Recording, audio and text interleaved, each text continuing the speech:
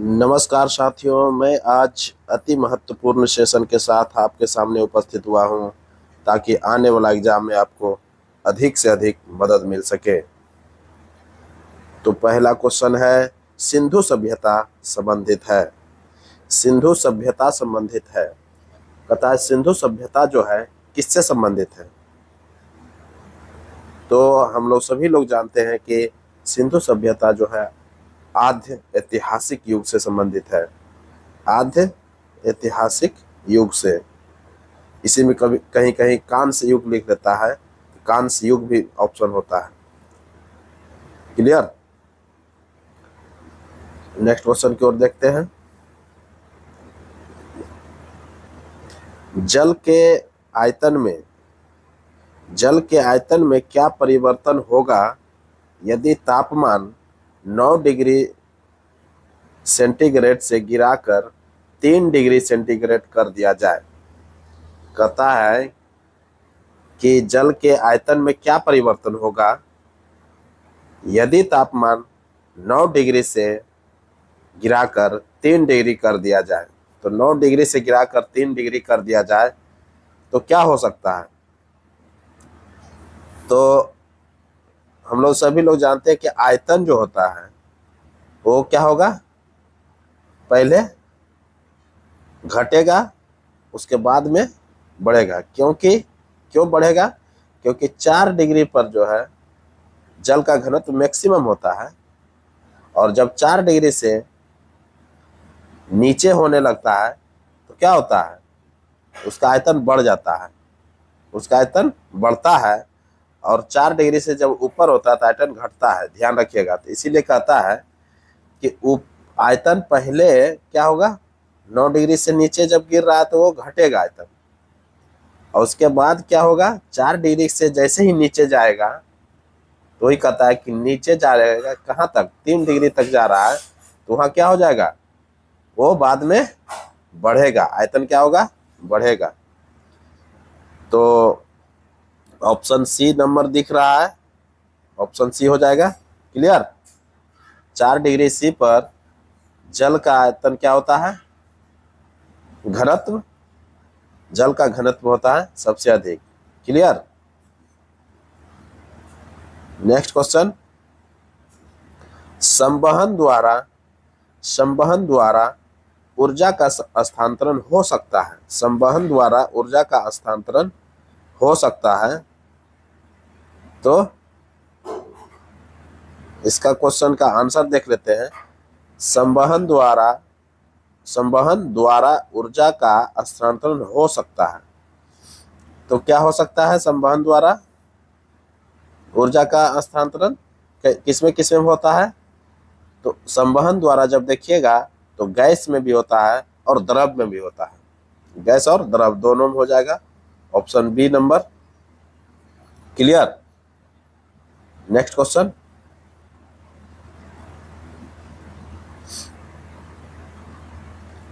वस्त्रों के लिए कपास की खेती का आरंभ। वस्त्रों के लिए कपास की खेती का आरंभ सबसे पहले कहाँ हुआ था। वस्त्रों के लिए कपास की खेती का आरंभ सबसे पहले कहाँ हुआ था। तो सबसे पहले कहाँ हुआ था, भारत में हुआ था। ऑप्शन बी हो जाएगा, भारत। नेक्स्ट क्वेश्चन देख लेते हैं। नेक्स्ट क्वेश्चन बहुत ही इंपॉर्टेंट क्वेश्चन है। गिरिद्धकूट पर्वत बिहार में कहाँ है। गिरिद्धकूट पर्वत जो है बिहार में कहाँ है। बिहार के लिहाजा से यह क्वेश्चन जो है बहुत ही इंपॉर्टेंट हो जाता है। तो गिरिद्धकूट पर्वत जो है बिहार में कहाँ है। तो बिहार में राजगीर में है। कहाँ है, राजगीर में है। ऑप्शन सी हो जाएगा, राजगीर। नेक्स्ट क्वेश्चन, नवीनतम आंकड़ों के अनुसार बिहार की साक्षरता दर। देखिए नवीनतम आंकड़ा आ गया है, इसलिए बहुत ही ध्यान से यह क्वेश्चन को देखिएगा और एग्जाम में जो है टिक लगाइएगा। कह रहा कि नवीनतम आंकड़ों के अनुसार बिहार की साक्षरता दर कितनी हो गई है। तो नवीनतम आंकड़ा आ गया है, इधर हाल ही में आया है, जिसमें बिहार का साक्षरता दर जो दिखाया गया है 79.70% दिखाया गया है। ऑप्शन ए हो जाएगा 79.70%। क्लियर। नेक्स्ट क्वेश्चन, प्रकाश में कौन सी घटना घटित होती है? प्रकाश में जो है कौन सी घटना घटित होती है? तो प्रकाश में ध्रुवन की घटना होती है। क्या होता है? ध्रुवन की घटना होती है। प्रकाश अनुप्रस्थ तरंग होता है, ध्यान में रखिएगा, इसलिए उसमें ध्रुवन की घटना होता है। क्लियर। नेक्स्ट क्वेश्चन, बिहार में गंगा नदी की लंबाई कितनी है? बिहार में गंगा नदी की लंबाई कितनी है? तो 445 किलोमीटर है। कितना है? 445 किलोमीटर है। Option B. नेक्स्ट क्वेश्चन, मानव शरीर के किस भाग में अशुद्ध रक्त बहती है? मानव शरीर के किस भाग में अशुद्ध रक्त बहती है?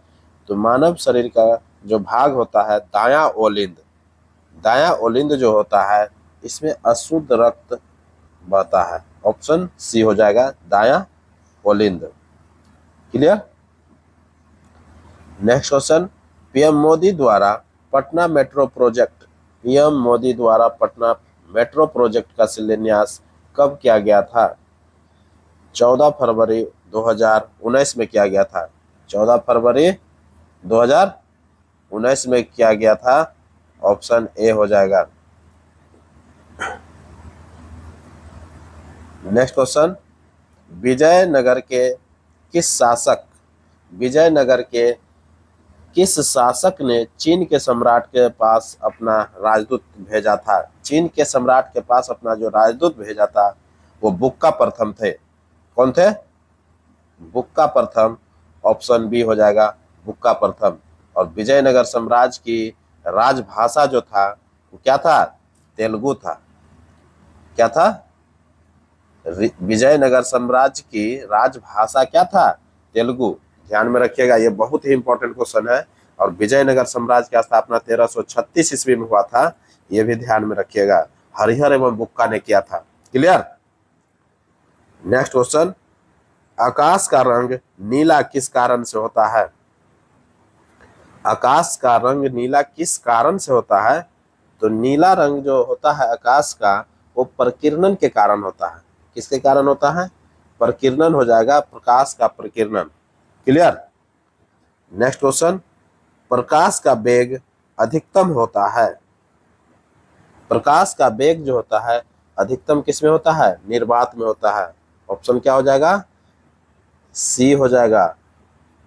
क्लियर।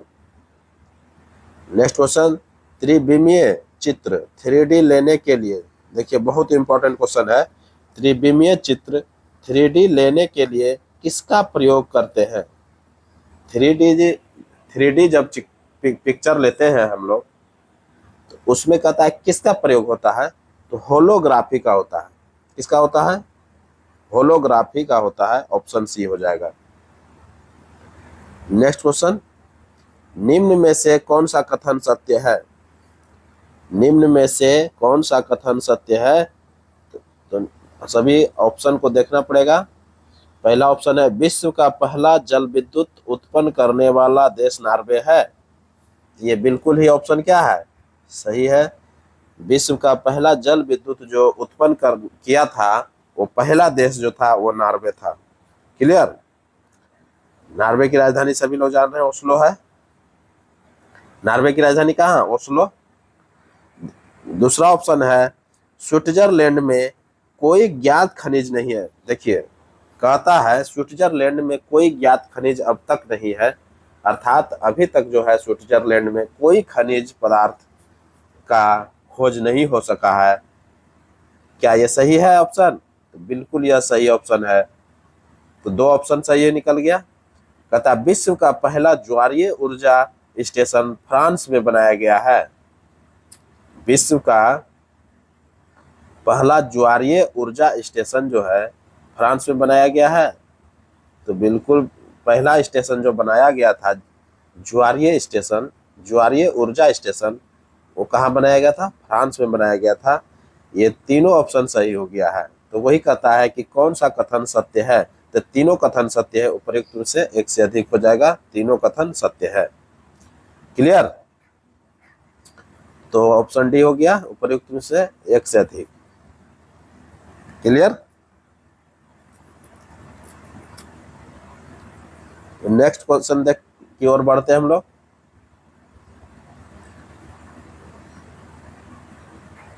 मिलेट या मोटे अनाज की कृषि किसमें उपयुक्त होता है? मिलेट या मोटे अनाज की कृषि जो है किसमें उपयुक्त होता है, यानी कि कौन सी मिट्टी में जो होता है मोटे अनाज होता है, मिलेट होता है, तो वो जो है बलुई मिट्टी जो होता है उसमें मोटे अनाज सर्वाधिक मात्रा में होता है, बलुई मिट्टी में। ऑप्शन बी हो जाएगा, बलुई मिट्टी। क्लियर? और काली मिट्टी तो जानिए रहे कपास की खेती के लिए उपयुक्त है, और लेटेराइट मिट्टी है काजू और किसके लिए? काजू के लिए बताए थे अगला वीडियो में। क्लियर?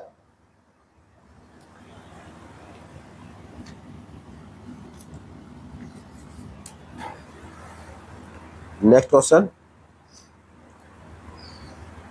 निम्न में से कौन सा कथन असत्य है?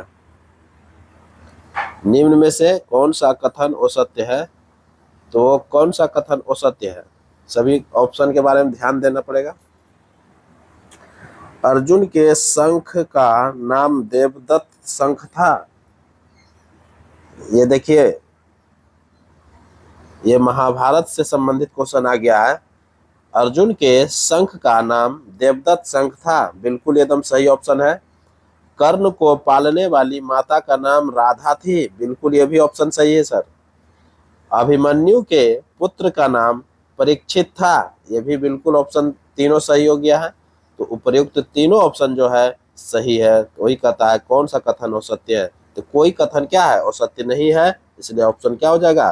5 नंबर ऑप्शन हो जाएगा, उपर्युक्त में से कोई नहीं, अर्थात सभी ऑप्शन क्या है? सही है।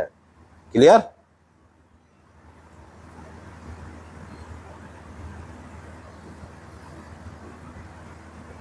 नेक्स्ट क्वेश्चन की ओर देखते हैं।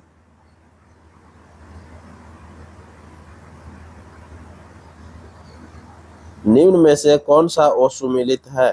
निम्न में से कौन सा असुमिलित है? तो कौन सा असुमिलित है, ये सभी ऑप्शन को देखना पड़ेगा। तरंग के आवृत्ति का मात्रक हर्ज होता है, तो तरंग का जो आवृत्ति का जो मात्रक होता है वो हर्ज होता है, बिल्कुल सही है। तरंग का मात्रक, देखिए तरंग के आवृत्ति का मात्रक हर्ज होता है, और तरंग दैर्घ्य का मात्रक जो है एंगस्ट्रम होता है, दिया हुआ है, ये बिल्कुल सही है। तरंग दैर्घ्य का मात्रक जो होता है वो एंगस्ट्रम होता है, और ज्योति तीव्रता का मात्रक कैंडेला होता है, ये भी ऑप्शन सही है। अर्थात तीनों ऑप्शन क्या है? सही है। तो कहता है कौन असुमेलित नहीं है, तो कोई भी असुमेलित नहीं है, अर्थात सभी सुमेलित है। ऑप्शन 5 नंबर हो जाएगा। क्लियर? नेक्स्ट क्वेश्चन है, जर्मन सिल्वर किसका मिश्र धातु है? जर्मन सिल्वर किसका मिश्र धातु है? तो जर्मन सिल्वर में जो होता है सिल्वर, देखिए नाम देखिए सिल्वर से जुड़ा हुआ, लेकिन इसमें सिल्वर नहीं होता है, ये ध्यान में रखिएगा। जर्मन सिल्वर बहुत ही ये क्वेश्चन कंफ्यूजन में डाल देता है, और लोग इसको गलत ही करके ऑप्शन आता है। इसलिए दोस्तों यह क्वेश्चन को बार बार एग्जाम में पूछा जाता है, आप गलती इसमें नहीं करने। तो इसका आंसर है तांबा, जस्ता और निकेल। इसका जो है आंसर हो जाएगा तांबा, जस्ता, निकेल हो जाएगा, option A. Clear? Next question, कौन सा पीड़कनाशी ओजोन का ह्रास करती है? देखिए ओजोन का जो है ह्रास जो करती है, ये ह्रास होगा यहाँ पर, इसलिए सभी लोग इसको सही कर लीजिएगा, ह्रास। क्लियर? तो कहता है कि कौन सा पीड़कनाशी ओजोन का ह्रास करती है, अर्थात ओजोन का जो है क्षति करता है कौन सा पीड़कनाशी? तो ओजोन को जो क्षति करता है वो मेथिल ब्रोमाइड करता है। कौन करता है?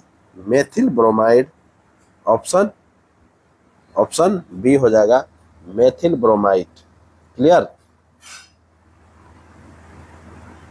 नेक्स्ट क्वेश्चन, हरे पौधे को कृत्रिम रूप से, देखिए ये बहुत इंपॉर्टेंट क्वेश्चन है, हरे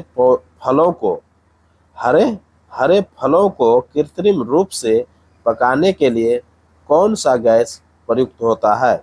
हरा जो फल होता है, हम लोग जैसे आम हो गया, जो भी हरा फल है उसको पकाने के लिए किसका इस्तेमाल होता है? उसको पकाने के लिए जो है कैल्शियम कार्बाइड का होता है। और कैल्शियम कार्बाइड जो है क्या करते हैं, वो जब देते हैं उसमें तो एसिटिलीन में परिवर्तित हो जाता है, और एसिटिलीन जो होता है वो फल को पकाता है। तो आप समझ गए होंगे, कैल्शियम कार्बाइड जो होता है, सभी लोग जानते हैं कि कैल्शियम कार्बाइड जो होता है वो क्या करता है, गैस में डाल देते हैं। मार्केट में जब जाइएगा तो एसिटिलीन नहीं मिलता है बल्कि कैल्शियम कार्बाइड मिलता है, और उसको जब ले करके हरे फल में डालते हैं तो उससे जो होता है एसिटिलीन गैस उत्पन्न होता है, और वो गैस को क्या करता है, वो फल को पकाने में मदद करता है। इसलिए एसिटिलीन हो जाएगा, ऑप्शन ए एसिटिलीन हो जाएगा। तो यहाँ पर ऑप्शन जो है ध्यान में देखिएगा कि एथिलीन भी कभी कभी ऑप्शन लेता है। तो एथिलीन में क्या होता है, एथिलीन के बारे में भी कुछ हम टिप्स बताते हैं कि उसमें गाछ में जो खुद अपने आप जो पकता है, पेड़ में जो है खुद अपने आप से जो फल पक जाता है, जैसे केला पकता है, आम पकता है, जो भी अमरूद होता है, तो उसको जो पकाने में जो मदद करता है वो एथिलीन होता है। अर्थात प्राकृतिक रूप से जो पकता है उसको एथिलीन गैस सहायक होता है। उसमें कौन सा गैस सहायक होता है? एथिलीन गैस होता है सहायक। और जब हम लोग मानव के द्वारा कृत्रिम रूप से पकाते हैं तो उसमें एसिटिलीन गैस का इस्तेमाल होता है। ध्यान में रखिएगा दोस्तों। नेक्स्ट क्वेश्चन, नमक को हटाकर समुद्री जल को मिले पानी में बदलने की प्रक्रिया को, यहाँ देखिए मीठे पानी होगा सर, यहाँ पर जल को मीठे पानी में, ये मीठा हो जाएगा, इसको ध्यान में रखिएगा। ये कहता है कि नमक को हटाकर समुद्री जल को मीठे पानी में बदलने की प्रक्रिया को क्या कहते हैं? हम लोग सभी लोग जानते हैं कि समुद्र का जो पानी होता है वो खारापन होता है, अत्यधिक खारापन होता है, जो कि हम लोग पी नहीं सकते हैं। जब उसको समुद्री जल के खारेपन को यानी कि अशुद्धि को हटा करके मीठे पानी में परिवर्तित किया जाता है तो उसको क्या कहते हैं? उसको क्या कहते हैं? तो उसको डेसिलेशन बोलते हैं। डेसिलिनेशन के सहायता से हम लोग क्या करते हैं, खारे पानी को, जैसे समुद्री जल में नमक और अन्य अशुद्धियों को हटाने की प्रक्रिया, यही डिसेलिनेशन के द्वारा होता है, और इससे मीठे पानी का हम लोग प्राप्त कर लेते हैं। तो क्लियर समझ में आ गया होगा। नेक्स्ट क्वेश्चन की ओर चलते हैं। पृथ्वी के वायुमंडल की किस परत में ओजोन की परत पाई जाती है? पृथ्वी के वायुमंडल की किस परत में ओजोन की परत पाई जाती है? तो ओजोन का जो परत पाई जाती है वो धरती के लिए बहुत ही सुरक्षा कवच के रूप में काम करता है। ये समताप मंडल में पाया जाता है। ये ओजोन परत कहाँ पाया जाता है? समताप मंडल में पाया जाता है, जो पृथ्वी का एक सुरक्षा कवच के रूप में कार्य करता है, क्योंकि सूर्य से आने वाली पराबैंगनी किरणों को ये क्या करती है, अपने में एब्जॉर्ब कर लेती है, और धरती पर बहुत ही कम मात्रा में आने देता है, जिससे पृथ्वी पर सभी जितने भी जीव जंतु है वो सुरक्षित रहते हैं। तो समझ में आ गया होगा। Next question, great barrier reef Australia के किस तट पर स्थित है? ग्रेट बैरियर रीफ ऑस्ट्रेलिया के किस तट पर है? तो उत्तर पूर्वी तट पर है। कहां पर है? उत्तर पूर्वी तट पर है। ऑप्शन बी हो जाएगा, उत्तर पूर्वी तट। पृथ्वी पर मीठे पानी का प्राथमिक स्रोत क्या है? पृथ्वी पर मीठे पानी का जो प्राथमिक स्रोत है, जो हम लोग पीते हैं पानी, उसको मीठा पानी बोलते हैं, वो क्या होता है? ग्लेशियर से प्राप्त होता है। क्या होता है? ग्लेशियर। ऑप्शन बी हो जाएगा, ग्लेशियर से प्राप्त होता है। वही कहता है कि प्राथमिक स्रोत क्या है, तो प्राथमिक स्रोत ग्लेशियर है। ग्लेशियर ही पिघल करके नदियों के माध्यम से हमारे पास झीलों के माध्यम से पहुंचता है, और वो हम लोग उसको पीने का काम करते हैं। तो क्लियर, समझ में आ गया होगा। नेक्स्ट क्वेश्चन, कौन सा कथन सत्य है? देखिए बहुत इंपॉर्टेंट क्वेश्चन, कौन सा कथन निम्न में से कौन सा कथन सत्य है? तो एक एक ऑप्शन का देखना पड़ेगा। भारत सरकार से पद्मश्री पुरस्कार प्राप्त करने वाले पहले खिलाड़ी बलबीर सिंह दोसांझ थे। ये दोसांझ हो जाएगा, ये दोनों सटा हुआ है, ये दोसांझ है। क्लियर। तो कहता है भारत सरकार से पद्मश्री पुरस्कार प्राप्त करने वाले, भारत सरकार से पद्मश्री पुरस्कार प्राप्त करने वाले, कौन पुरस्कार? पद्मश्री पुरस्कार प्राप्त करने वाले पहले खिलाड़ी बलबीर दोसांझ, कौन है? बलबीर दोसांझ थे।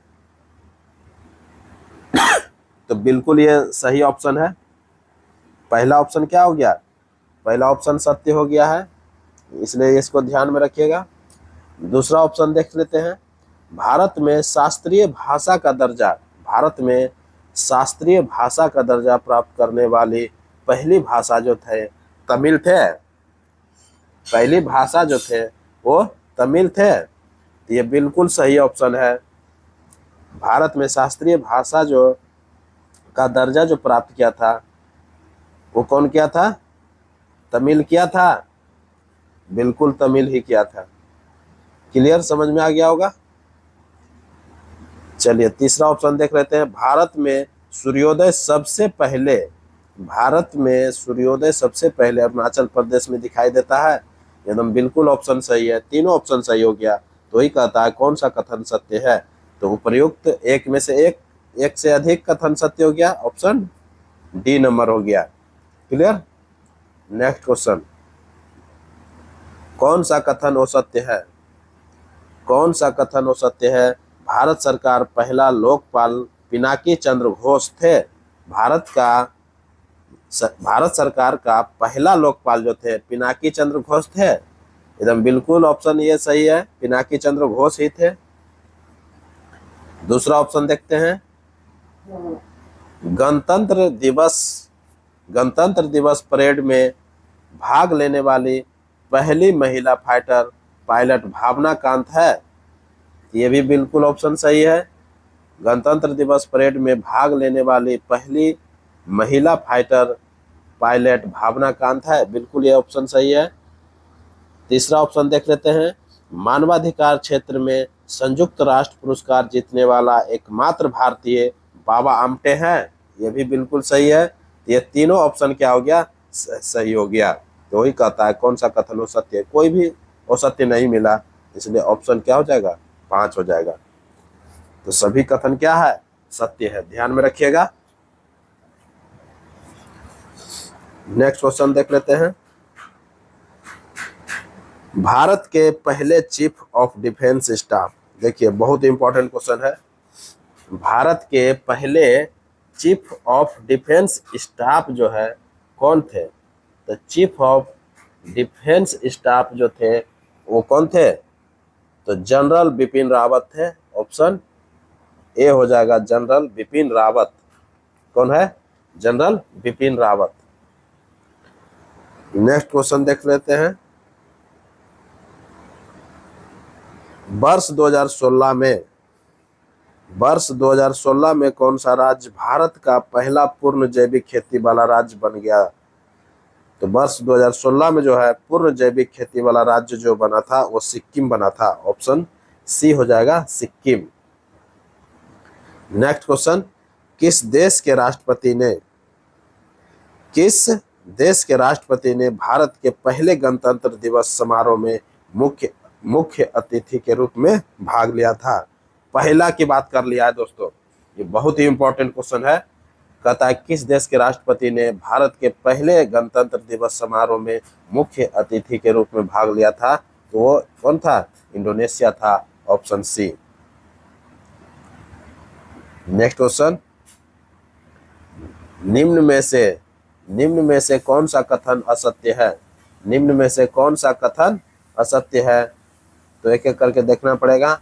भारत के प्रथम मुख्य न्यायाधीश हीरालाल जे किशुन दास कानिया थे। एकदम बिल्कुल सही है। भारत के प्रथम मुख्य न्यायाधीश जो थे वो हीरालाल जे किशुन दास कानिया थे। सॉरी, भारत के प्रथम मुख्य न्यायाधीश हीरालाल जे किशुन दास कानिया थे। बिल्कुल ये ऑप्शन सही है। दूसरा ऑप्शन देख लेते हैं।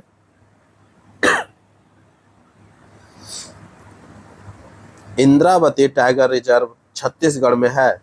ये बिल्कुल ऑप्शन सही है। बिहार में होम रूल लीग है, ध्यान में रखिएगा। होम रूल लीग, बिहार में होम रूल लीग के अध्यक्ष मौलाना मजरुल हक थे। एकदम बिल्कुल ऑप्शन सही है। ये तीनों ऑप्शन क्या है? सही है।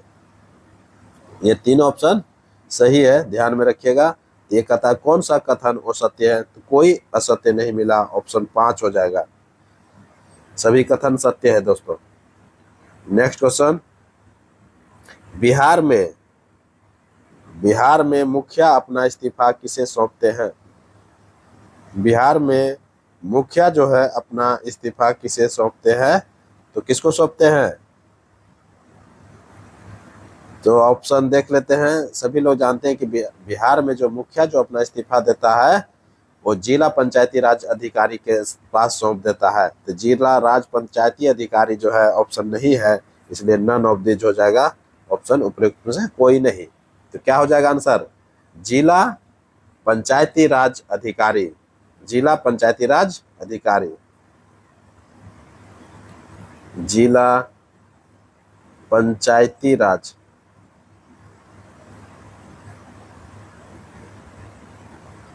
क्लियर अधिकारी।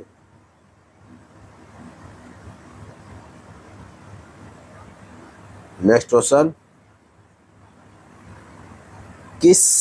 किसे आशा धातु के नाम से जानते हैं? किस एक को आशा धातु के नाम से जानते हैं? तो आशा धातु जो है किसको न जानते हैं? यूरेनियम को जानते हैं। यूरेनियम ऑप्शन है नहीं।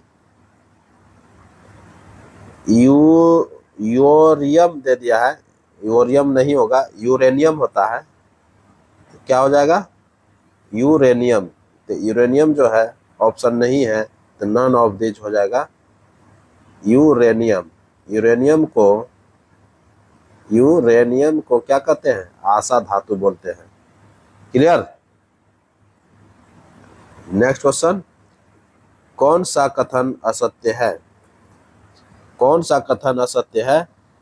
आरबीआई जिस दर पर वाणिज्यिक बैंकों को दीर्घकालिक ऋण उपलब्ध कराता है उसे बैंक दर कहते हैं। देखिए, आरबीआई जिस दर पर वाणिज्यिक बैंकों को दीर्घकालीन ऋण उपलब्ध कराता है उसको बैंक दर बोलते हैं। बिल्कुल एकदम सही ऑप्शन है।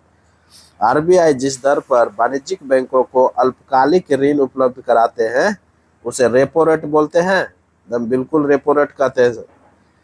तीसरा ऑप्शन है आरबीआई जिस दर पर वाणिज्यिक बैंकों से धन उधार लेता है। ये उधार हो जाएगा दोस्तों, आधार लिख दिया है, टाइपिंग मिस्टेक कर दिया, उधार होगा ये। आरबीआई जिस दर पर वाणिज्यिक बैंकों से धन उधार लेता है उसे रिवर्स रेपो रेट कहते हैं। बिल्कुल ये ऑप्शन सही है। तीनों ऑप्शन सही है। तो कौन सा कथन हो सत्य है? कोई कथन हो सत्य नहीं है। सभी कथन क्या है? सत्य है। नेक्स्ट क्वेश्चन, बैंकों द्वारा अपनी कुल जमा का कुछ हिस्सा आरबीआई के पास रखना पड़ता है, उसे क्या कहते हैं? बैंकों द्वारा अपनी कुल जमा का कुछ हिस्सा जो है आरबीआई के पास रखना पड़ता है, उसे क्या कहते हैं? उसे नकद आरक्षित अनुपात, उसे नकद आरक्षित अनुपात कहते हैं, जिसको CRR के नाम से जानते हैं। उसको शेयर मार्केट में क्या जानते हैं? CRR के मार्केट नाम से जानते हैं। ये बहुत ही इकोनॉमिक्स का इंपॉर्टेंट क्वेश्चन है दोस्तों। नेक्स्ट क्वेश्चन की ओर बढ़ते हैं।